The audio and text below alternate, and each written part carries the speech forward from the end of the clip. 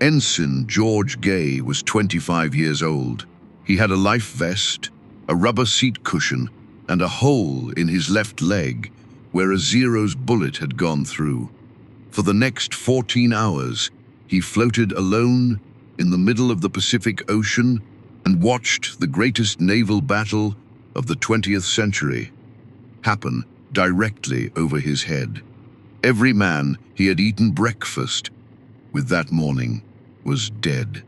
He did not know it yet, but he was about to become the only survivor of Torpedo Squadron 8 and the only American who would ever watch the Battle of Midway with his own eyes from the water from beginning to end. This is the story of the 6 minutes that broke the Empire of Japan. 4:30 in the morning, June 4th, 1942. The Pacific Ocean, 240 miles northwest of Midway Island. Vice Admiral Chuichi Nagumo stood on the bridge of the aircraft carrier Akagi and watched his pilots run to their aircraft. He was 55 years old. Beneath his feet was the finest carrier fleet ever assembled. 4 fleet carriers, 248 aircraft, air crews that had shattered Pearl Harbor and Darwin and Ceylon and never lost a battle. In 6 hours, 3 of those 4 carriers would be blazing wrecks. Nagumo did not know that yet. He gave the order to launch. 6 months earlier, on a Sunday morning in December, 353 Japanese planes had ripped Pearl Harbor open. 18 American warships smashed. More than 3,500 killed or wounded in less than 2 hours. The most devastating surprise attack in the history of naval warfare, and a failure. The 3 United States aircraft carriers that Japan had come to kill were not in the harbor that morning. Enterprise was at sea. Lexington was at sea. Saratoga was in San Diego. Every American battleship had burned. Every American carrier had survived. One man understood exactly what that meant. Admiral Isoroku Yamamoto, Commander-in-Chief of the Japanese Combined Fleet, was 58 years old. He had studied at Harvard. He had lived in Washington. He had walked through the steel mills of Pennsylvania and the assembly plants of Detroit. He knew what American industry could do when it was angry, and he had just made it angry without finishing the job. For 4 months after Pearl Harbor, nothing stopped Japan. The Philippines fell, Singapore fell, Wake Island, Guam, Hong Kong, Malaya, Java. In February, Japanese carrier planes bombed Australia. In April, they ranged into the Indian Ocean and sank a British aircraft carrier. Then, on April 18th, 16 twin-engined bombers appeared in the sky over Tokyo. They were United States Army Air Force's B-25 Mitchells. They had taken off from the deck of the aircraft carrier Hornet, 650 miles from the Japanese coast. They dropped their bombs in daylight. They flew on toward mainland China. The damage on the ground was minor. The damage in the Japanese High Command was catastrophic. For the first time in 700 years, an enemy had struck the home islands. The emperor was not safe. The empire was not sealed. Yamamoto understood, more clearly than anyone in Tokyo, what had to happen next. The American carriers had to die. He chose Midway, 2 flat coral specks in the middle of nowhere. An airstrip, a garrison of United States Marines, 1,136 miles from Pearl Harbor. Yamamoto did not want the island. He wanted the trap. If Japan attacked Midway, the Americans would have to come out and fight. When they did, 4 Japanese aircraft carriers would be waiting in ambush. The plan was called Operation MI, Almost 200 warships across the northern Pacific, a diversionary strike against the Aleutian Islands, submarine picket lines around Hawaii. And at the center of everything, Nagumo's 4 carriers, Akagi, Kaga, Soryu, Hiryu. There was only one flaw in the plan. 2,000 miles east of Yamamoto's flagship, in a concrete basement beneath the 14th Naval District Administration Building at Pearl Harbor, a 42-year-old Navy commander was reading his mail. The room was called the dungeon. There were no windows. The bulbs hung bare from the ceiling. The concrete floor stayed cold, even in the Hawaiian summer. Commander Joseph Rochefort worked in a red velvet smoking jacket and carpet slippers because he could not stand the cold on his feet. He was thin. He had not shaved in days. He slept on a cot in his office when he slept at all. He led a team of cryptanalysts, radio operators, and traffic analysts called Station Hypo, and for 5 months he had been tearing apart the Japanese naval code known as JN-25. Nobody had broken JN-25, not completely, only fragments could be read. But Rochefort and his men had learned to read the fragments in patterns, and by early May, the pattern had a name, AF. AF was the target of the next great Japanese operation. Rochefort was certain AF was Midway. In Washington, Admiral Ernest King disagreed. The Office of Naval Intelligence disagreed. Some believed AF was Hawaii. Some believed it was the west coast of the United States. They dismissed the man in the basement. Admiral Chester Nimitz, Commander-in-Chief of the Pacific Fleet, was 57 years old. He was calm. He was quiet. He had inherited a fleet on fire the morning after Pearl Harbor and had rebuilt it in 5 months. He believed Rochefort. But belief was not proof. The proof came from a lieutenant commander named Wilfred Jasper Holmes, also 42, working alongside Rochefort in the dungeon. Holmes proposed something so simple it almost sounded like a schoolboy prank. Midway Island would send a message, in plain English, over an open radio channel, reporting that its freshwater distillation plant had broken down. The message went out on May 19th. 2 days later, an intercepted Japanese naval dispatch was decrypted at Pearl Harbor, coded, buried in routine traffic. 6 words. AF is short of fresh water. The trap had a mouth, and now Nimitz could see it. He had 4 carriers left in the Pacific. Saratoga was under repair. Wasp was in the Atlantic. That left Enterprise. That left Hornet. And that left Yorktown. 3 weeks earlier, in the Coral Sea, Yorktown had fought the first carrier versus carrier battle in history. 2 Japanese fleet carriers, Shokaku and Zuikaku, against the American carriers Yorktown and Lexington. Both sides lost a ship. The Americans lost Lexington.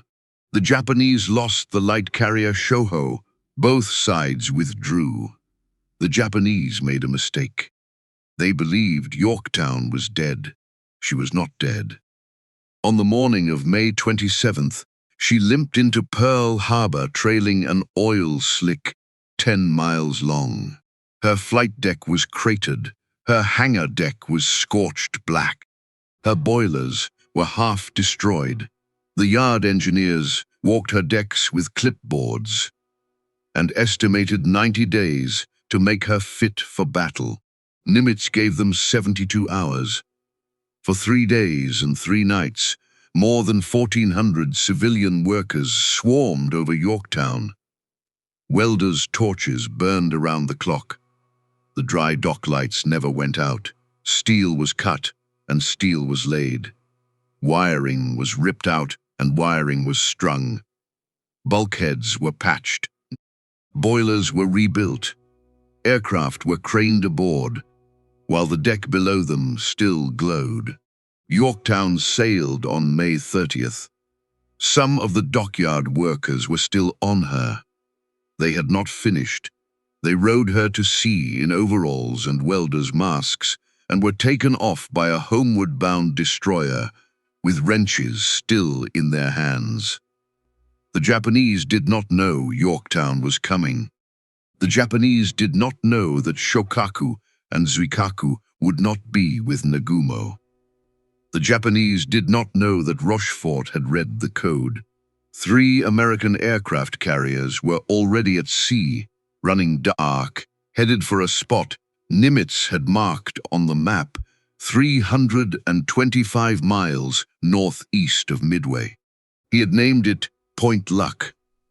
On the hangar deck of the aircraft carrier Hornet, a 41-year-old lieutenant commander walked among his pilots and made ready for something he already knew he would not survive. His name was John Charles Waldron. He was part Lakota Sioux, born in Fort Pierre, South Dakota. He commanded Torpedo Squadron 8. His squadron flew the Douglas SBD Devastator, an aircraft designed in 1934, obsolete by 1940, and now, in 1942, a coffin with wings. It could barely make 180 miles per hour with a torpedo hanging beneath it. Its Mark 13 torpedoes ran deep, ran erratic, and often failed to explode. Waldron knew this. He had said so in writing to his superiors. Nothing had changed. The night before the squadron sailed, he wrote a letter to his men and read it aloud in the ready room. If there is only one plane left to make a final run-in, I want that man to go in and get a hit. 29 of the 30 men in Torpedo Squadron 8 would not come home. But that was still 4 days away. On the last night of May, 3 American aircraft carriers slipped out of Pearl Harbor under radio silence and steered north into empty water. 2,000 miles to the west, aboard the battleship Yamato, Admiral Yamamoto ate a quiet supper and reviewed the disposition of his fleet. On the bridge of Akagi, Chuichi Nagumo studied his weather reports and slept well. In the basement at Pearl Harbor, Joseph Rochefort had not slept in 3 days, and on the hangar deck of Hornet, John Waldron rested his hand on the cold aluminum flank of a Devastator, listened to the sea against the hull, and waited for the morning of June 4th. The morning of June 3rd began with the drone of an engine over an empty sea. Ensign Jack Reed, 27 years old, flew a PBY Catalina flying boat out of Midway Island. He had been in the air for 9 hours. His fuel was running low. His eyes ached from staring at grey water under a grey sky. And at 9:04 in the morning, 700 miles west of Midway, he saw them. Ships. A great many ships. He pushed the intercom button and said, "Do you see what I see?" His co-pilot said, "You're damned right I do." They circled at the edge of visual range for as long as their fuel allowed. Then Reed radioed Midway, main body, bearing 262, distance 700 miles, course 090, speed 19 knots. What Reed had spotted was not the main body. It was the Japanese invasion transport group. Nagumo's 4 carriers were still north, still hidden, still coming. But for the first time in the war, an American pilot had opened his eyes and found the Empire waiting in the water below him. At Pearl Harbor, Admiral Nimitz read the sighting report and nodded. The trap was closing. It was closing on the wrong end. But it was closing. He signaled his commanders at sea. That is not, repeat not, the enemy's striking force. That is the landing force. The striking force will hit from the northwest at daylight tomorrow.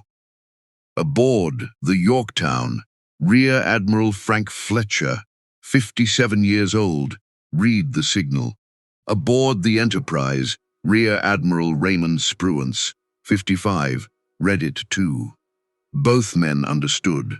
They set their course southwest. Point Luck was behind them now. The battle was ahead. 400 miles to the northwest, Chuichi Nagumo did not know that anyone had seen anything. His carriers ran east at 24 knots through the thickening dark. His pilots slept in their bunks or drank tea in the ready rooms. On the flight decks, ordnance crews wrestled bombs and torpedoes into place beneath the wings of Val dive bombers and Kate torpedo planes. The night was cold. The sea was black. The confidence of the Imperial Japanese Navy was absolute. At 4:30 in the morning of June 4th, 108 aircraft roared off the 4 Japanese carriers and turned toward Midway. Nagumo held back another 108. He kept those in reserve, armed with armor-piercing bombs and Type 91 aerial torpedoes designed to kill ships. He did not expect to find American ships. He expected to find nothing. But he was a careful man, and he kept the reserve armed for the sea. He then ordered 7 reconnaissance aircraft into the sky to search the ocean around him. 7 aircraft sent late to cover a vast crescent of empty water. One of those 7 aircraft flew from the heavy cruiser Tone. The Tone catapult jammed. The launch was delayed by 30 minutes. 30 minutes. That is where the battle turned. At 5:34, a Midway-based Catalina spotted the incoming Japanese strike wave. At 5:45, another Catalina spotted the Japanese carriers themselves. At 6:03, radar on Midway picked up the approaching swarm. The island's fighters scrambled. Its bombers were sent into the sky to attack the Japanese fleet. The fighters were mostly obsolete Brewster Buffaloes. They were slaughtered. 15 were shot down. 10 more were damaged beyond repair. Of the 25 Marine pilots who took off from Midway that morning, 14 never landed again. The Japanese strike wave pounded Midway. Oil tanks exploded on Sand Island. Hangars burned on Eastern Island. Every American aircraft that could fly was already gone. When the Japanese strike leader turned for home, he sent a radio message back to Nagumo. There is need for a second attack. Nagumo weighed the message. The runway on Midway was still open. The island was still armed. His pilots would have to go back and finish the job. He gave the order. The 108 aircraft of his reserve strike force were still on the hangar decks of Akagi, Kaga, Soryu, and Hiryu. They were armed with anti-ship weapons, heavy armor-piercing bombs, and Type 91 aerial torpedoes. Nagumo ordered them rearmed with fragmentation and general-purpose bombs for a second strike against the island. On 4 hangar decks, hundreds of ordnance crewmen began the exhausting work of unbolting torpedoes and heavy bombs from the underbellies of Kates and Vals, wheeling them into corners of the hangars, and hoisting land attack bombs up in their place. The safe procedure was to strike the removed ordnance down into the armored magazines below. There was no time for the safe procedure. Torpedoes were laid on the deck. Bombs were stacked against bulkheads. Fuel lines snaked between them.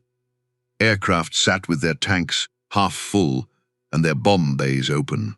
4 hangar decks became 4 floating powder magazines.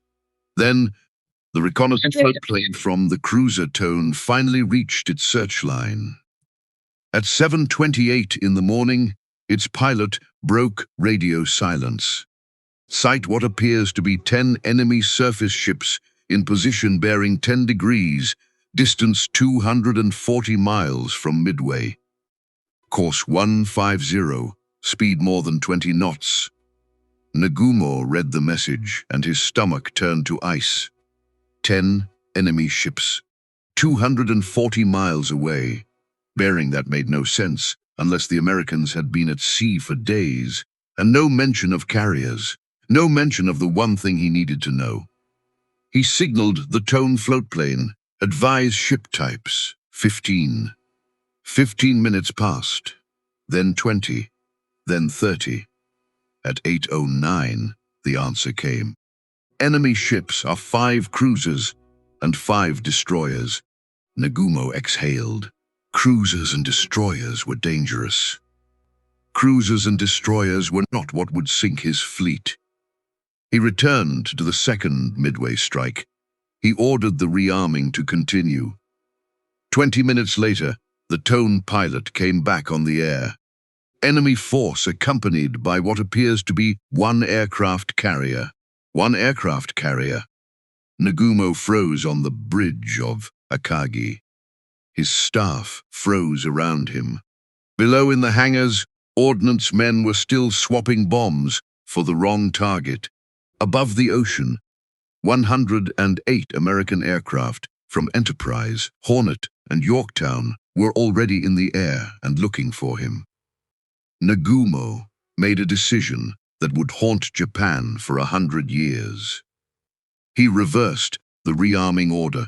He commanded his ordnance crews to stop pulling torpedoes. He commanded them to put the torpedoes back. He commanded them to hoist the anti-ship weapons back into the aircraft that would attack the American carrier. And he continued to hold his aircraft below decks because the returning Midway strike wave was low on fuel and needed to land, and he would not launch an incomplete strike without fighter escort. For the next hour, chaos ruled the hangar decks of the Imperial Japanese Navy. Bombs sat next to torpedoes. Torpedoes sat next to bombs. Fuel hoses were dragged out again. Half-fueled aircraft were pushed aside. Ordnance was heaped in corners, in violation of every regulation the Japanese Navy had ever written. And in the sky north and east of the 4 carriers, John Waldron was flying south by dead reckoning, and he was flying straight toward them. Torpedo Squadron 8 had launched from Hornet at 7:06 that morning. 15 Devastators. Waldron leading. The strike commander from Hornet's air group, Lieutenant Commander Stanhope Ring, had ordered the group onto a course that Waldron believed was wrong. Waldron had argued. Ring had refused. Waldron had broken formation. He turned Torpedo Squadron 8 south, alone, without fighter cover. He was right. At 9:20 in the morning, Waldron sighted the Japanese carrier fleet through broken clouds. He ordered his squadron into attack formation. He led them down. The Zeros of the Japanese Combat Air Patrol saw the 15 slow, low-flying Devastators and fell on them like wolves.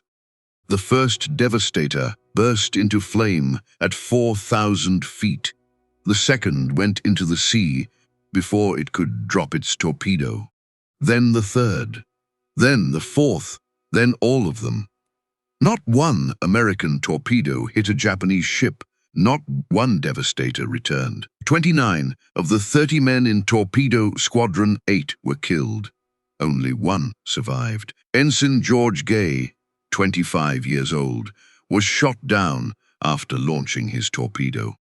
He crawled out of the wreckage of his cockpit as it sank, unfolded a rubber seat cushion for a raft, and hid beneath it while the sea around him burned. He watched the rest of the battle from the water. At 9:40 in the morning, 14 Devastators of Torpedo Squadron 6 from Enterprise came in behind Waldron.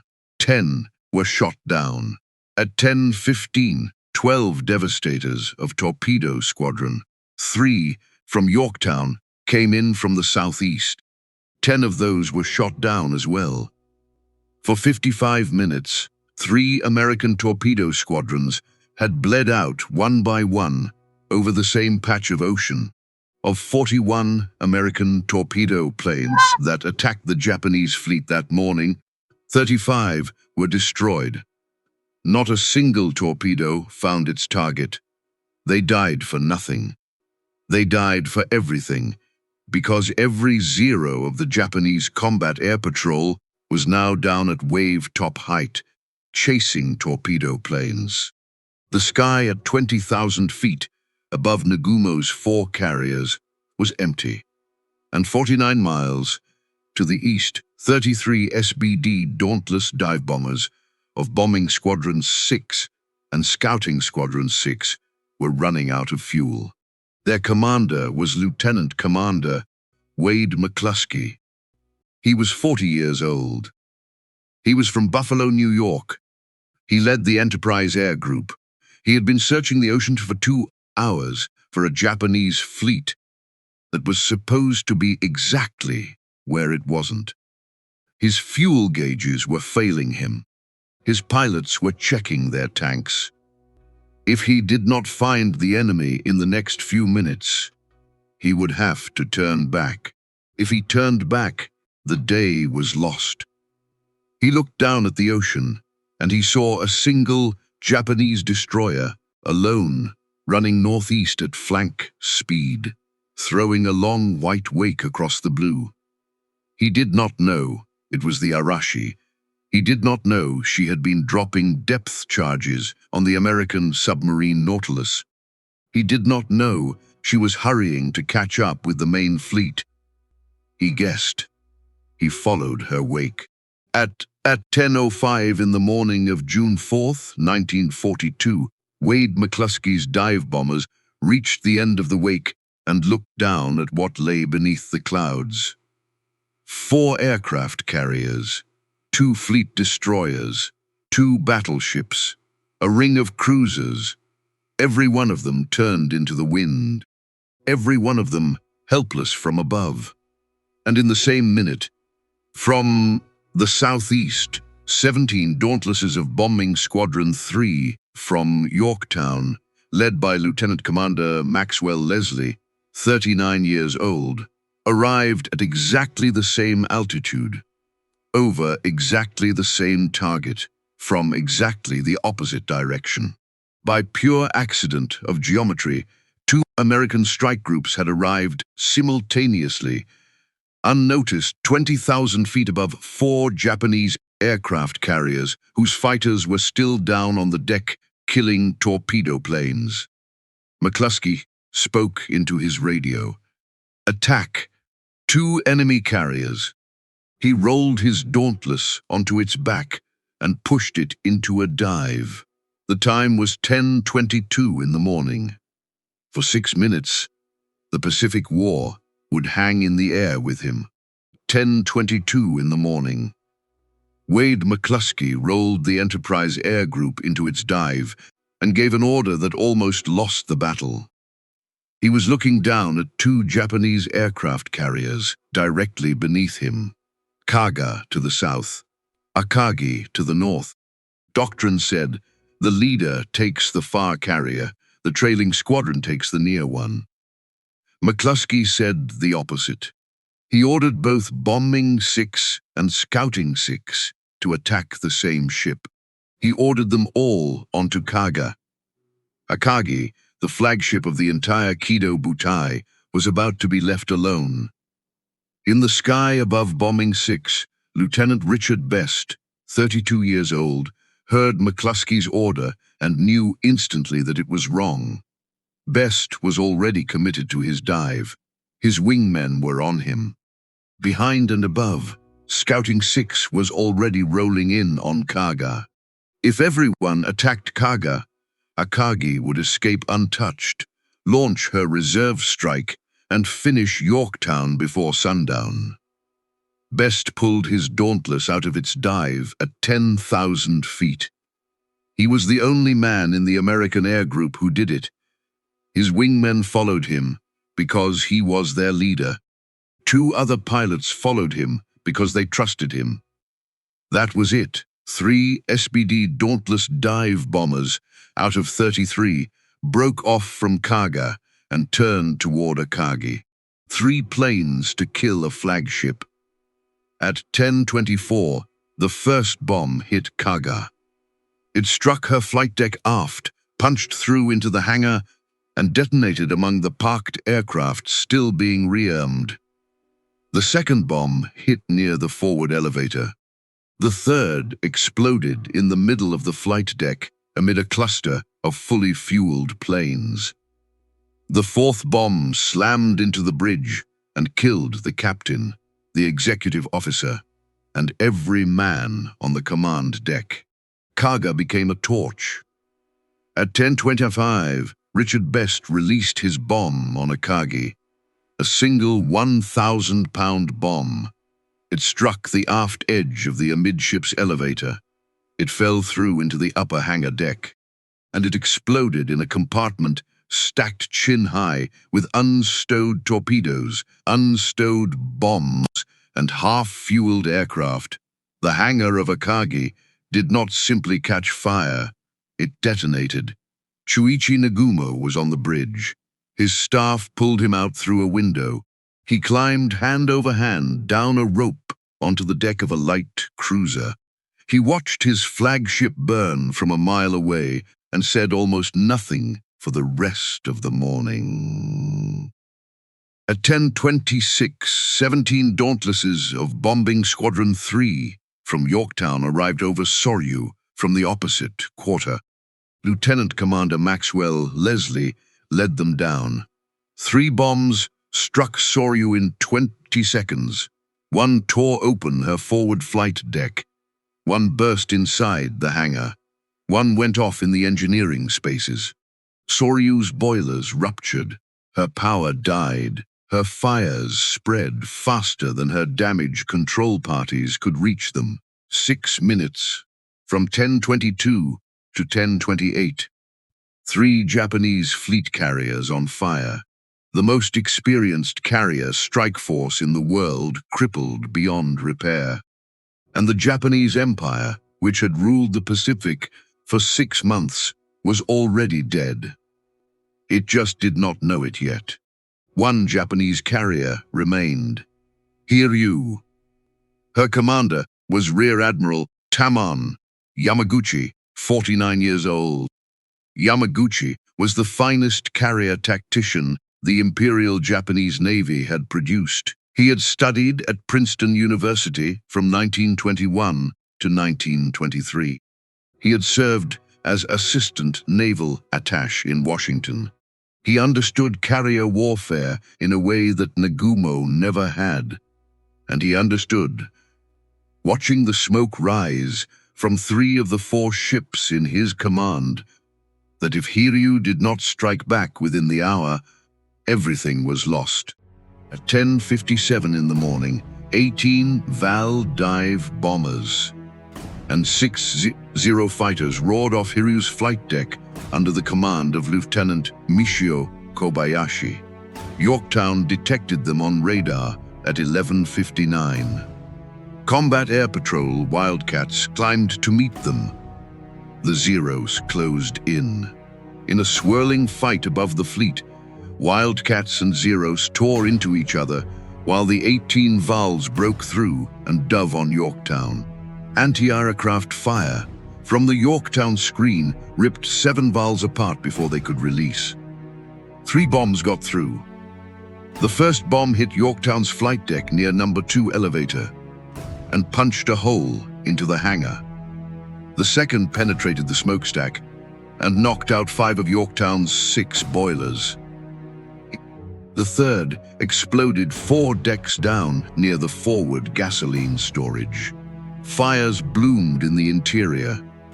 Yorktown coasted to a dead stop, drifting on the swell. For a moment, it looked like the Japanese had done it. Then something happened that Kobayashi's surviving pilots could not have predicted. The damage control parties of Yorktown, who had spent 72 hours training in Pearl Harbor because their ship was supposed to be dead, went to work. They had drilled these exact fires. They had drilled these exact fuel line ruptures. They knew Yorktown the way a man knows the house he grew up in. In 90 minutes, they had the fires out. In another 30 minutes, they had 4 boilers back online. By 1:30 in the afternoon, Yorktown was steaming again at 20 knots. Her deck was patched, her radar was up, her guns were manned. A destroyer was refueling her combat air patrol Wildcats from her own tanks. She looked, from the air, like an aircraft carrier that had never been touched. At 1:31 in the afternoon, Hiryu launched her second strike. 10 Kate torpedo bombers, 6 Zero fighters, under the command of Lieutenant Yoichi Tomonaga. Tomonaga's own left-wing tank was leaking. He had been told his aircraft could not make the return trip. He took off anyway. He had a wife and a daughter waiting for him in Japan. He knew he would never see either of them again. At 2:30 in the afternoon, Tomonaga's strike found Yorktown, but Tomonaga's pilots did not know they had found Yorktown. They looked down at a carrier moving at 20 knots, deck intact, no smoke, no fires, no damage. They thought they had found the second American carrier. They thought Kobayashi's strike had sunk the first one. They thought they had a fresh target. 4 Kates broke through the Wildcats and the anti-aircraft fire. 2 torpedoes struck Yorktown on the port side within 30 seconds of each other. She heeled over immediately. Her rudder jammed. Her power died again. She lay listing at 26 degrees, dead in the water. At 3 o'clock in the afternoon, Captain Elliot Buckmaster gave the order to abandon ship. When Tomonaga's surviving pilots landed back aboard Hiryu, they reported that they had sunk the second American carrier of the day. Yamaguchi radioed Yamamoto. 2 American carriers sunk. The balance restored. They had struck the same ship twice. At 5:05 in the afternoon, 41 Dauntlesses from Enterprise found Hiryu. Many of the pilots were from Yorktown's air group. Their carrier was crippled behind them. Their friends were dead in the water, off the horizon. They came out of the sun. 4 bombs hit Hiryu in the space of 30 seconds.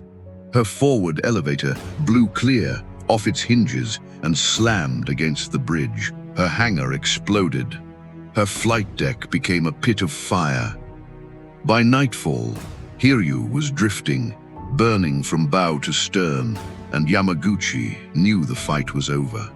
Just after midnight, on June 5th, Yamaguchi called what was left of Hiryu's crew to the flight deck. About 800 men gathered in the smoke and the dark. He led them in 3 shouts of banzai for the Emperor. He gave a small ration of ship's biscuit and 1 final ration of water to each man.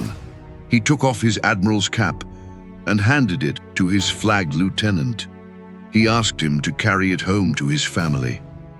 Then he and Captain Tomeo Kaku, 48 years old, the man who had commanded Hiryu since her commissioning, walked back to the bridge. They lashed themselves to the pillars. They ordered the destroyer Makigumo to scuttle Hiryu with torpedoes and take off her survivors. Hiryu went down at dawn on June 5th. Yamaguchi went down with her. The Imperial Japanese Navy would not find another carrier commander of his caliber for the rest of the war. Aboard the battleship Yamato, Isoroku Yamamoto received the reports through the night in silence. Kaga, sunk. Soryu, sunk. Akagi, scuttled. Hiryu, gone. Every carrier of the strike force more than 3,000 men, every reason for the Midway operation to exist. At 2:55 in the morning of June 5th, Yamamoto issued a general recall. Operation MI was over. The combined fleet turned west and ran for home. Yorktown did not die that day. Her crew went back aboard on June 6th to try to save her. They had almost done it when the Japanese submarine I-168 slipped inside her destroyer screen and put 2 torpedoes into her side and 1 into the destroyer Hammond. Hammond broke in half in 3 minutes. Yorktown rolled over and sank at dawn on June 7th. The final count was terrible. Japan lost 4 fleet carriers, 1 heavy cruiser, 248 aircraft, and 3,057 men, including approximately 110 irreplaceable combat aviators. The pilots who had shattered Pearl Harbor, the pilots who had swept the Indian Ocean. The core of Japan's naval air power was gone in a single day. The United States lost the carrier Yorktown, the destroyer Hammond, 144 aircraft, and 307 men. The battle had been decided by tiny things. A jammed catapult on the cruiser Tone, a 30-minute delay in a search plane's launch, a torpedo squadron leader who trusted his own instincts against orders, 100 torpedo bombers who died for nothing and everything, a dive bomber leader who followed the wake of a lone destroyer because his fuel gauge left him no choice, a junior lieutenant named Richard Best who broke off a botched attack and saved the Pacific with 3 airplanes. Chuichi Nagumo survived Midway. 2 years later, on Saipan, he shot himself in a cave. Isoroku Yamamoto survived Midway. 10 months later, American P-38 Lightnings shot down his transport plane over Bougainville. He was killed by naval intelligence he himself had never respected. Joseph Rochefort survived Midway.